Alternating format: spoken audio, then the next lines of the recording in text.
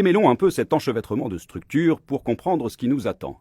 On lève le rideau sur le tout premier casse-tête. Quand on arrive de l'ouest de l'île pour aller vers le centre-ville, il va y avoir fermeture partielle de 7 bretelles, une voie sur deux. Ça, c'est dès le 16 octobre. En fait, on prépare à la fermeture définitive de ce tronçon de la 720 Est à partir de la mi-novembre. Et si on retranche une voie sur la bretelle pendant un mois, c'est pour raccorder la déviation, cette route en jaune, qui est la future route 136. On entend beaucoup l'expression goulot d'étranglement.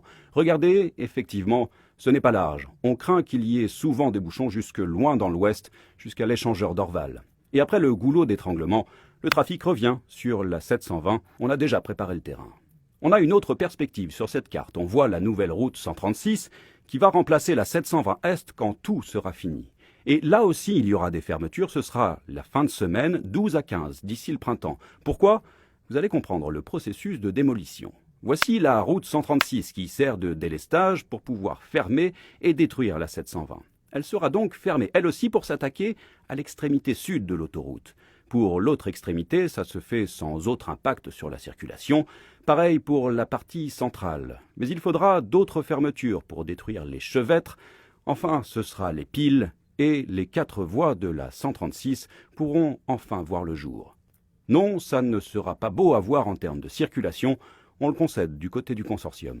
On est conscient des impacts sur la circulation. Le scénario qui a été élaboré est vraiment le scénario... le moins pire. Oui.